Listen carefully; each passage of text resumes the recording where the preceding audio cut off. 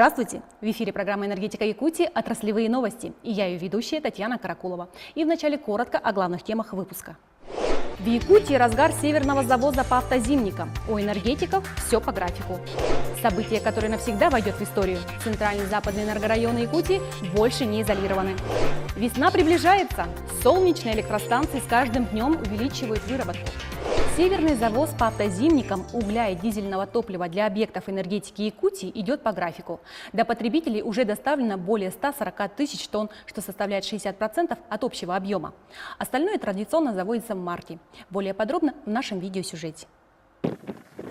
На дороге Усть-Куйга депутатский сейчас оживленное движение грузовиков. В разгаре северный завоз в отдаленной поселке угля для котельных и дизельного топлива для электростанций. Как только заканчивается один рейс, водители вновь собираются в дорогу, преодолевая один за другим тяжелые участки. Прижимы, подъемы, спуски. Здесь под Куйгой, 83-й километр. Автозимники в этом году открылись вовремя. В Усть-Янской тундре снега мало, поэтому метели водителям не помеха. На Индигирке стоят крепкие морозы, и лед на реке достаточно толстый, чтобы выдержать многотонные грузовики. Мы имеем по всем практически объектам нашим, по котельным, по дизельным станциям, по местам хранения нормативы, которые мы всегда соблюдаем. То есть Якутскэнерго практически не имеет ситуации, которая могут привести к тому, что мы окажемся без угля. Особенность этого года в том, что речники из-за мелководья на Яне не смогли доставить весь объем топлива до пункта назначения. На временном хранении было оставлено 8 тысяч тонн угля. Поэтому дополнительную нагрузку пришлось взять на себя дальнобойщикам. Нижнеянск депутатский работает 56 единиц транспорта. Для того, чтобы выполнить нашу основную задачу, обеспечить топливно-энергетическими ресурсами наши станции, тепловые, дизельные станции.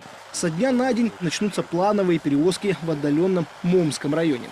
Там местная нефтебаза не принимает дизельное топливо из-за низких температур. Как только станет теплее, караваны с цистернами готовы отправиться в путь. Кроме топлива и запасных частей, энергетики завозят по автозимникам в отдаленные поселки блочно-модульные дизельные электростанции. Изготавливают их специалисты производственного центра «Сахаэнерго». Такие энергообъекты состоят из нескольких модулей.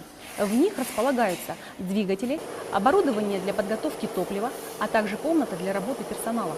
За годы эксплуатации станции доказали свою надежность в тяжелых условиях Крайнего Севера.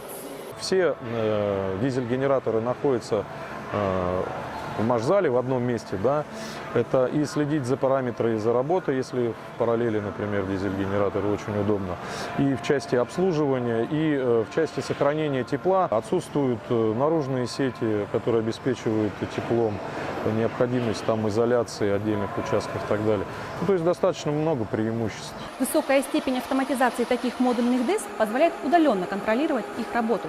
В ближайшее время новый модуль появится в селе Алсардах Верхоянского улуса. Центральная и Западная Якутия вошли в единую энергосистему Востока. Торжественное мероприятие прошло на узловой подстанции «Майя». Сюда электроэнергия поступает с юга Якутии по новой ЛЭП 220 киловольт, которую построила федеральная сетевая компания. Общая протяженность линии 756 километров. Таким образом, центральные и западные энергорайоны республики перестали быть изолированными. Якутская энергетика официально уже соединяется с энергосистемами Сибири и Дальнего Востока. У нас два перекрестка. Один перекресток в Нижнем Куранахе подстанция, откуда уходят две цепи.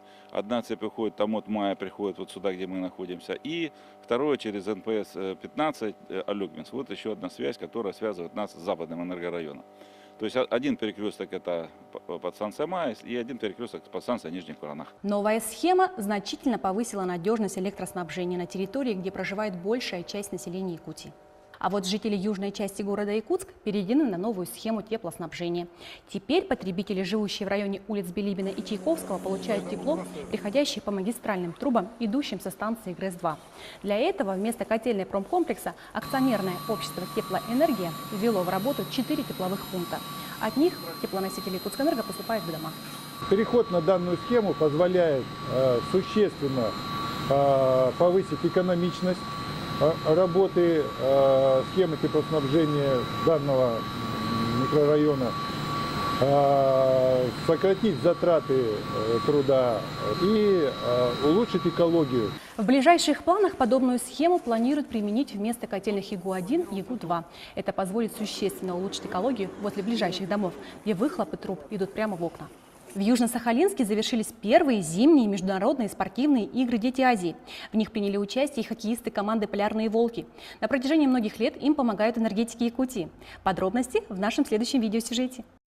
С первых секунд игры якутян против Туркменистана стало ясно, что основные баталии будут развиваться у ворот противника. Здесь, на ледовой арене Южно-Сахалинска, юные хоккеисты республики впервые встречаются со сборной целой страны. В итоге победа с разгромным счетом 17-2. Противники достойны, они готовы, они стараются. Это видно. И хотелось бы им пожелать в дальнейшем удачи и побед. В сборной Якутии по хоккею представители двух клубов «Энергия» из Нерюнгри и «Полярные волки» из Якутска. Последние являются подшефными публичного акционерного общества «Якутскэнерго». Энергетики поддерживают их на протяжении многих лет. Как раз при поддержке «Якутскэнерго» получалось выезжать на сборы, участвовать в каких-то соревнованиях как раз с этими возрастными группами и младшими детьми. В принципе, Якутскэнерго всегда поддерживает, ну и до сих пор продолжает поддерживать. Участие команды в первых зимних международных спортивных играх «Дети Азии» позволило ребятам получить бесценный опыт состязаний с сильнейшими сверстниками азиатского континента. Проиграв сборным Урала и Казахстана, юные хоккеисты на себе испытали, к чему нужно стремиться. Ну вот опять сейчас вроде как тащит ее к воротам, а броска нету, ну без бросков голов не бывает. Максим Аборин – самый молодой игрок команды, ему всего 13, но несмотря на возраст, признает свои ошибки и стремится их исправить. Много ошибался. Не бросал по воротам, не отдавал пас. Впрочем, уже на следующий день подшефные Якутскэнерго показали себя гораздо увереннее. На товарищеских встречах одержали победу над хозяевами корта южно-сахалинцами и сыграли в ничью со сборной Японии. Пожелаем ребятам и в будущем новых побед. Солнечные электростанции Якутии с каждым днем увеличивают выработку киловатт. Это происходит из-за того, что день становится длиннее. Весна – самое благоприятное время для солнечной генерации, так как оборудование не перегревается. Весны ждем и мы. Это были отраслевые новости энергетиков Якутии. Всего вам доброго. До встречи.